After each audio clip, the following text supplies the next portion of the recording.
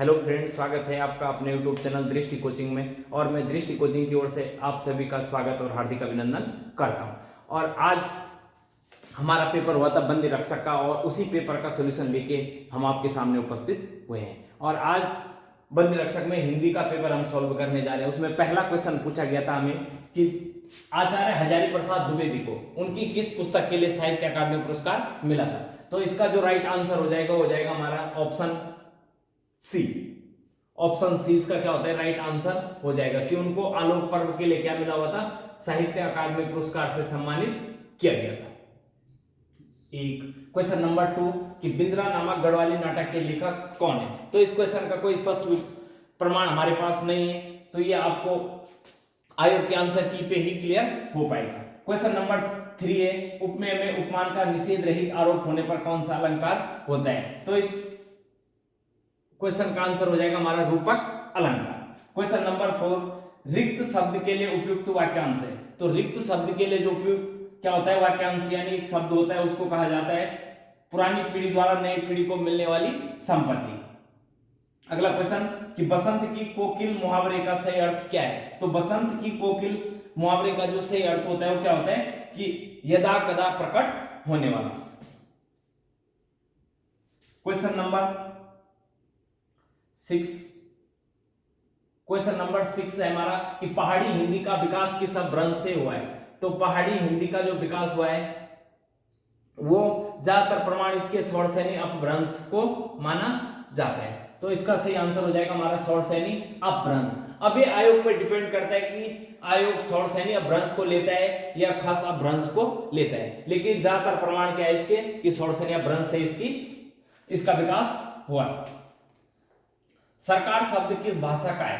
तो सरकार शब्द हो गया हमारा फारसी भाषा का शब्द है। अगला इनमें से कि इनमें प्रारूपण की विशेषता नहीं है। तो प्रारूपण होता है कच्चा रूप तैयार करना, यानी किसी भी पत्र का कच्चा रूप तैयार करना क्या कहलाता है, प्रारूपण कहलाता है। और प्रारूपण की भाषा अलंकार युक्त नहीं होनी चाहिए, यही आंसर क्या था इसका, राइट था, जो हमने टिक करना था। अगला इनमें से शुद्ध वर्तनी वाला शब्द है। तो इनमें जो शुद्ध वर्तनी आएगी वो किसके आएगी, ऑप्शन ए अनुग्रही, बड़ी ई की मात्रा होती है, तो ये इसका सही आंसर हो जाएगा क्वेश्चन 9 का। अगला क्वेश्चन नंबर 10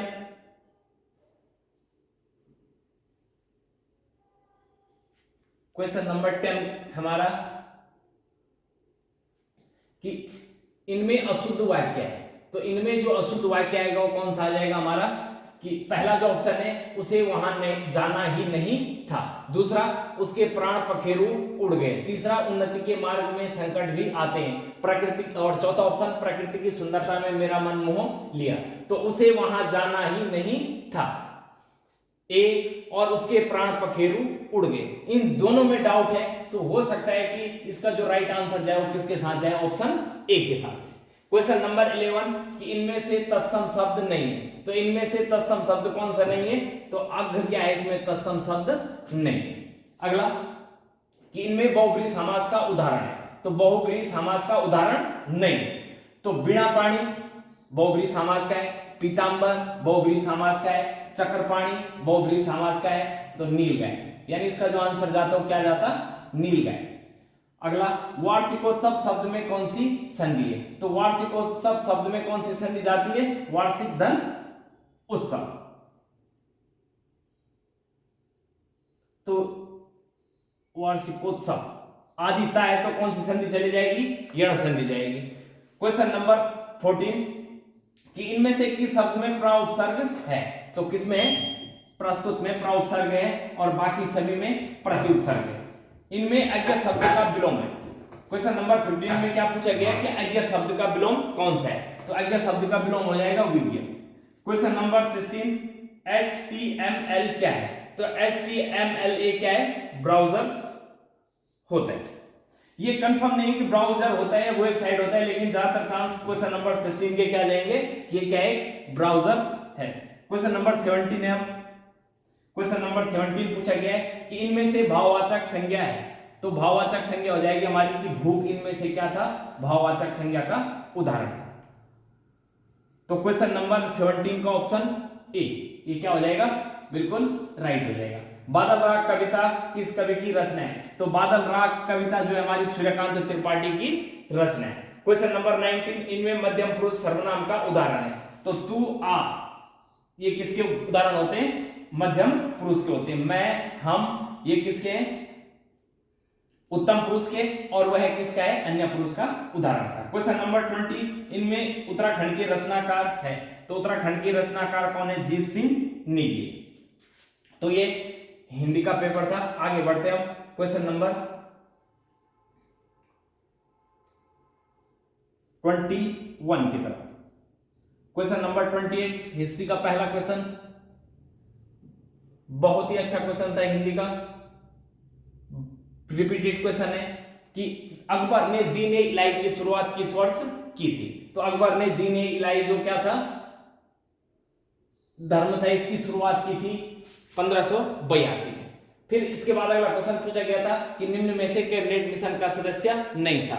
तो स्ट्रैटफोर्ड क्रिप्स थे, अलेक्जेंडर थे और लॉरेंस थे। तो विलियम वेडवर्न इसके सदस्य नहीं थे। 1905 में क्वेश्चन नंबर 23 पूछा गया है कि 1905 में बंगाल विभाजन के समय भारत के वायसराय कौन थे? तो लॉर्ड कर्जन क्या थे? 1915 में भारत के वायसराय थे। अगला क्वेश्चन नंबर 24, सोशल कॉन्ट्रैक्ट नामक पुस्तक के लेखक कौन है? तो रूसो इस पुस्तक के लेखक थे। बेला डिला निम्न में से किस खनिज के लिए प्रसिद्ध है? तो ये बेला डिला जो खनिज है, ये बेला डिला निम्न में से किस खनिज के लिए प्रसिद्ध है? तो बेला डिला जो है वो हमारा चूना पत्थर के लिए प्रसिद्ध है। अगला क्वेश्चन, यू आकार की घाटी का निर्माण निम्न में से किस भू आकृतिक कारक करता है? तो भू आकार का जो कारक होता है वो लगभग कौन सा होता है? भूमिगत जल होना चाहिए या फिर नदी होना चाहिए। इन दोनों में से एक के साथ जाता है एग्जामिनर। अब देखते हो बी के साथ जाता है या फिर डी के साथ जाता है। निम्न में से किस भारतीय राज्य की सबसे लंबी तटरेखा? तो तटरेखा किसे कहा जाता है कि यानी जब क्या होता है कि जमीन का कोई भाग किसी नदी या तालाब के साथ क्या बनाता है? सीमा बनाता है, तो उसे क्या कहते हैं? तटरेखा। तो गुजरात की तटरेखा सबसे लंबी 1214 किलोमीटर इसकी लंबाई है। अगला पूछा गया था क्वेश्चन नंबर 28, गुरु शिखर किस श्रेणी में स्थित है? तो ये जो गुरु शिखर है हमारा अरावली श्रेणी की सबसे ऊंची चोटी। क्वेश्चन नंबर 29, बेदा जनजाति किस देश में पाई जाती है? तो हमारी ये जो बेदा जनजाति है श्रीलंका में पाई जाती है। क्वेश्चन नंबर 30 कि 1878 में वर्नाक्युलर प्रेस एक्ट, बहुत इंपॉर्टेंट क्वेश्चन, कई बार एग्जाम में आ गया कि जब पारित किया गया तो उस टाइम भारत के वायसराय कौन थे? तो लॉर्ड लिंटन उस टाइम क्या थे? भारत के वायसराय थे। क्वेश्चन नंबर 31, राम प्रसाद बिस्मिल और अस्फाउल्ला खान को किस मामले में फांसी की सजा दी गई? तो इन्होंने किया था ककोरी कांड में इनको फांसी की सजा दी गई थी। Question number 32, question number 32,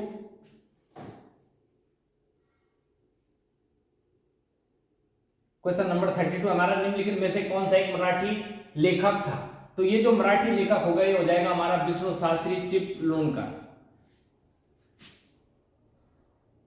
Laxminath Assam से बिलोंग करते थे, सुब्रमण्यम केरल से थे और भारतेंदु हरिश्चंद्र उत्तर प्रदेश के थे। तो इसका जो राइट आंसर होगा विष्णु शास्त्री चिपलूणकर हो जाएगा।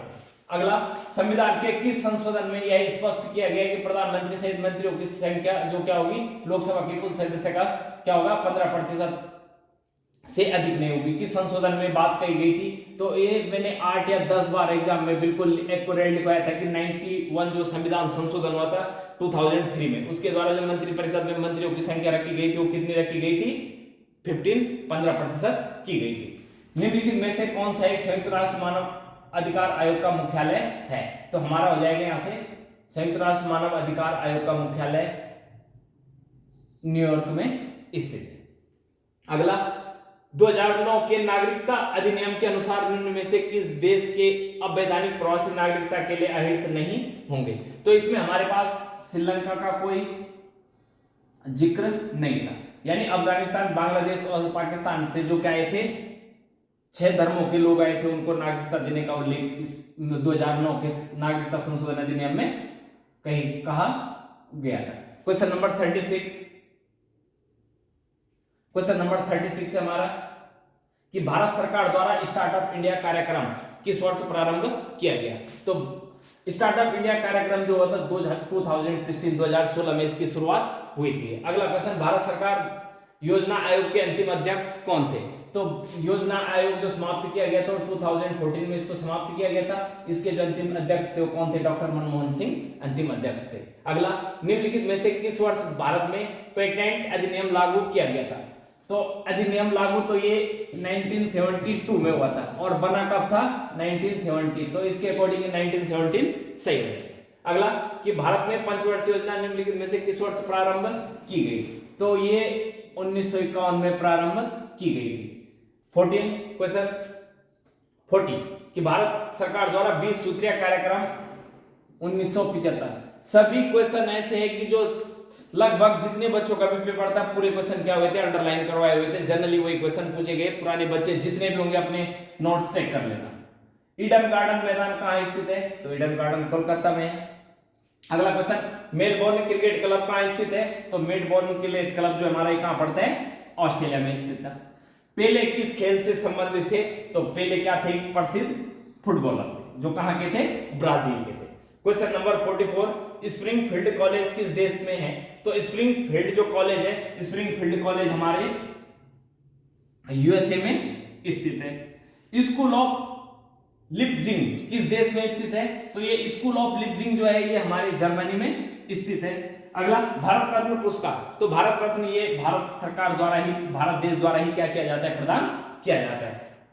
Question number 47। तो क्वेश्चन नंबर 47, क्वेश्चन नंबर 47, तो 47 में हमसे पूछा गया है कि ऑपरेटिंग सिस्टम एक क्या है? तो ऑपरेटिंग सिस्टम एक क्या है हमारा? सॉफ्टवेयर। अगला पूछा गया था भंडारण का उपकरण है। तो भंडारण क्या होता है? एक हार्ड डिस्क होती है।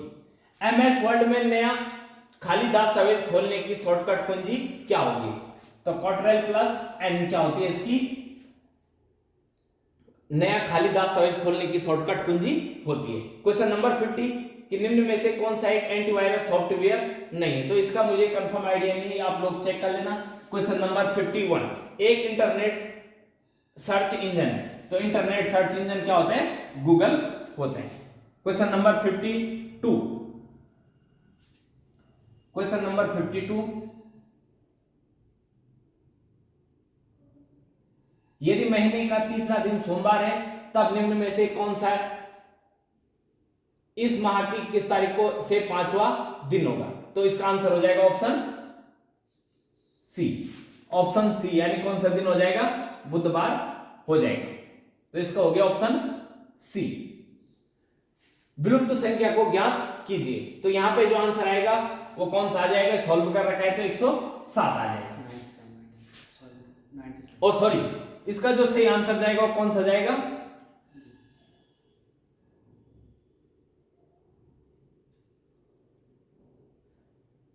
97।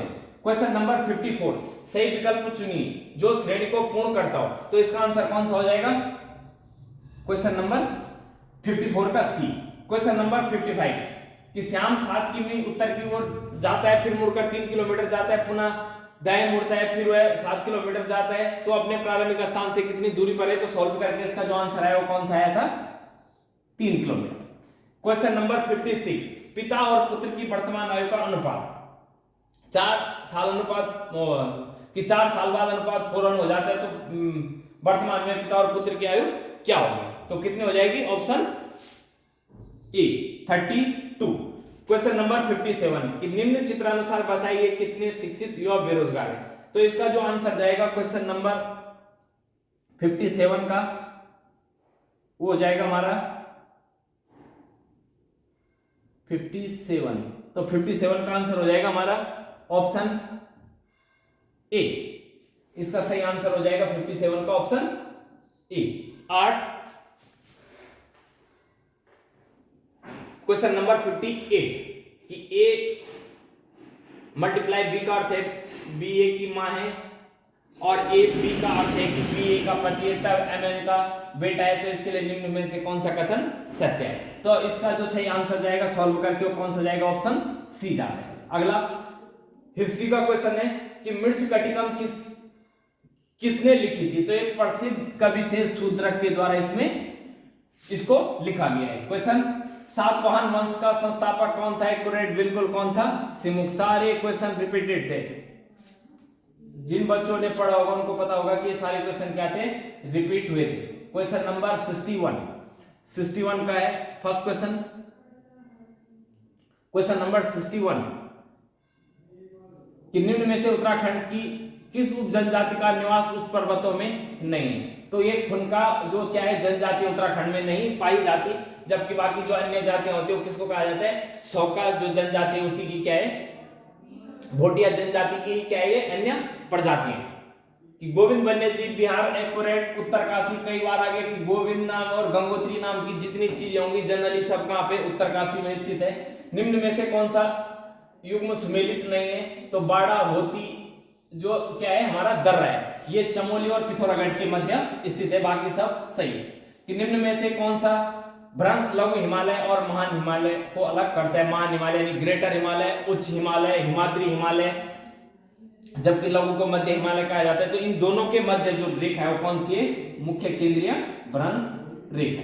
क्वेश्चन नंबर 65 निम्न में से किस निम्नलिखित जनपदों में से कोटा दून, तो कोटा दून पड़ता है हमारा नैनीताल में, जबकि पौड़ी में कौन सा है? कोठारी और चौखंबा दून है। 66 कि उत्तराखंड में कौन से जनपद का क्षेत्र मुख्यतः तराई क्षेत्र में स्थित है? तो तराई क्षेत्र में पूरा जो क्षेत्र पड़ता है उधम सिंह नगर के जिले में पड़ते हैं। अगला क्वेश्चन नंबर 67 2011 की जनगणना के अनुसार उत्तराखंड में जनघनत्व था। तो उत्तराखंड का जो जनघनत्व था 2011 की जनसंख्या के अनुसार 189 व्यक्ति प्रति वर्ग किलोमीटर था। क्वेश्चन नंबर 68 लाखा मंडल उत्तराखंड के किस जिले में स्थित है? तो लाखा मंडल उत्तराखंड के देहरादून जिले में स्थित है। Question number 69 question number 69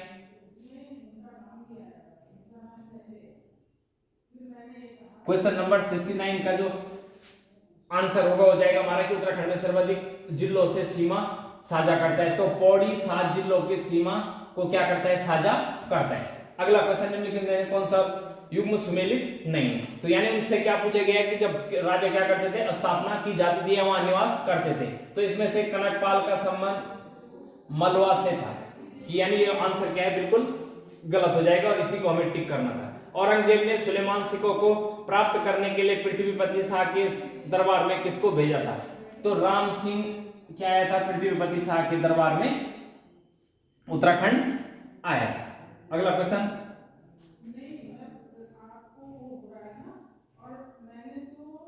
question number 72 में पूछा गया है कि निम्न में से कौन सा गढ़वाल के व्यापक भूमि बंदोबस्त के लिए उत्तरदायी था? तो इसका जो संभव लगभग हो सकता है कि एग्जामिनर किसके साथ जाए? वेंकट के साथ जाए, क्योंकि ये दोनों हार्डविक और एटकिंस ने किया नहीं था, रॉस ने नहीं किया था, तो किसने किया था? वेंकट ने किया था, तो इसीलिए इसके साथ जा सकता है। अगला 73 का जो आंसर पूछा गया है कि उत्तरकाशी का ऐतिहासिक नाम क्या था? तो बाड़ाहाट उत्तरकाशी का ऐतिहासिक नाम था। क्वेश्चन नंबर 74 कि निम्नलिखित में से किस स्थान को प्राचीन शास्त्रों में मायापुरी कहा जाता है? मायापुरी, माया नगरी किसको कहा जाता है? हमारा हरिद्वार को कहा जाता है। क्वेश्चन नंबर 75 निम्नलिखित परमार शासकों में से किसके पास महान सेना नायक माधो सिंह भंडारी था?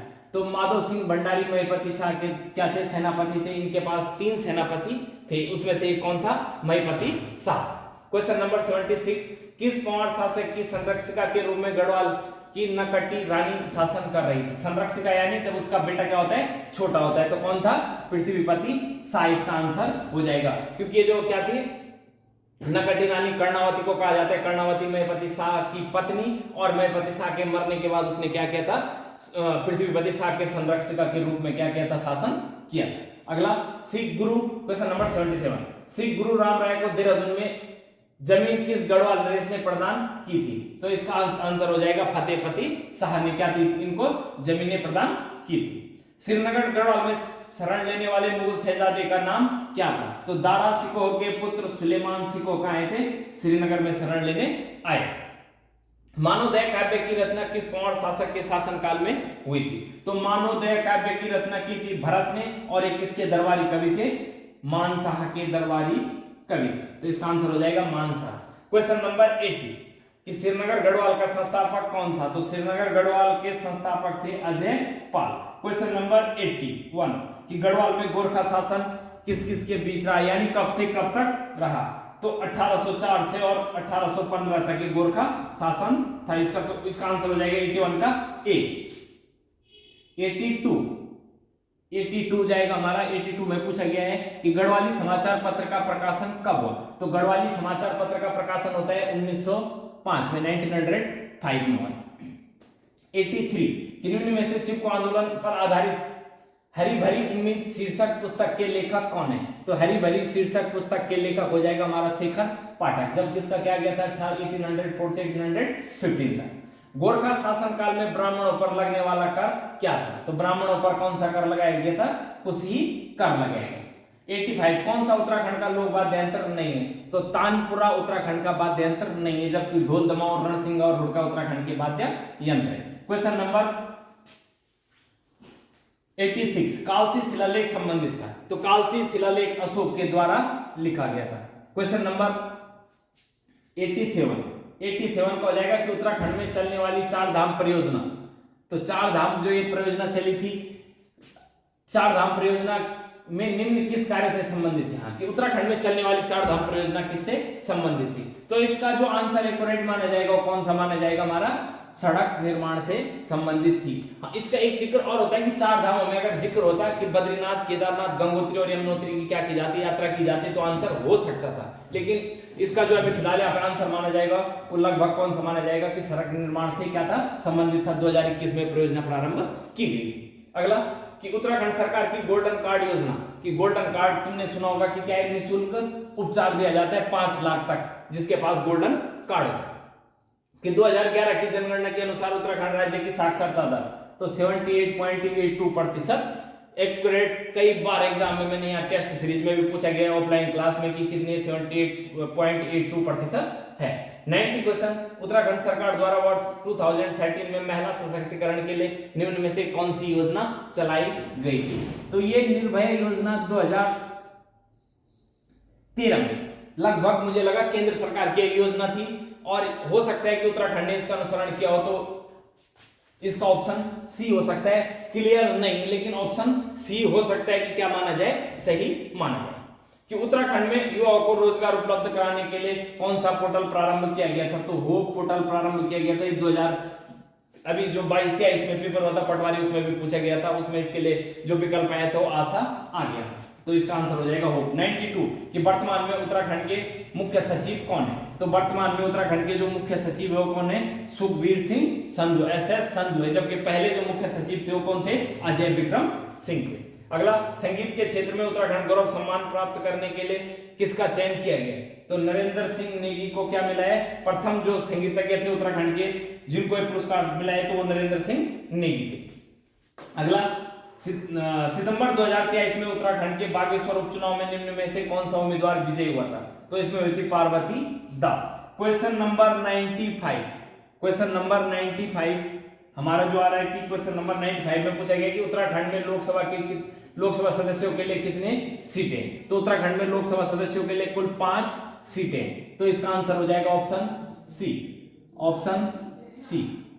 श्यामला ताल कई बार एग्जाम में आप उसमें पूछा गया प्रैक्टिस सेट में, बच्चे जो पुराने बच्चे वो चेक कर लेना कि श्यामला ताल कहाँ है? चंपावत में। और क्यों प्रसिद्ध है? इसके किनारे कौन सा आश्रम स्थित है? तो स्वामी विवेकानंद का आश्रम स्थित है। निम्नलिखित में से कौन सी नदी पश्चिमी दिशा में प्राकृतिक सीमा बनाती है? तो टॉस नदी क्या करती है? राज्य की सबसे पश्चिमी नदी। निम्नलिखित में से 98 क्वेश्चन नंबर 98 का है कि निम्न में से कौन सी जनजाति उत्तराखंड से संबंधित नहीं है? तो थारू है, भोटिया है, राजी है। तो कौन सी जनजाति नहीं है यहाँ पे? गद्दी जनजाति नहीं है। क्वेश्चन नंबर 99 कि टिहरी बांध निर्माण किन 2 नदियों के संगम पे हुआ है? तो बेसिक क्वेश्चन था, भागीरथी और भिलंगना नदी के संगम पे टिहरी बांध का निर्माण हुआ था। मनेरी भाली जल विद्युत परियोजना अभी कल परसों 10 दिन पहले टेस्ट सीरीज में निकला हुआ क्वेश्चन था कि मनेरी भाली किस नदी पर स्थित है। तो भाली यानी भले लोग का है भागीरथी, तो ये किस पर स्थित है, भागीरथी। तो ये प्रैक्टिस सेट थी। एक्यूरेट एक या दो क्वेश्चन क्या कर सकता है, चेंज कर सकता है। एक बार चेक कर लेना, अगर किसी को लगता है तो क्या कर देना, जरूर मैसेज करना YouTube में कि ये वाला क्वेश्चन सही था। अगर आपको लगता है कि कोई क्वेश्चन गलत है तो उसका सही आंसर लिख के YouTube पे क्या कर देना, मैसेज कर देना। Thank you.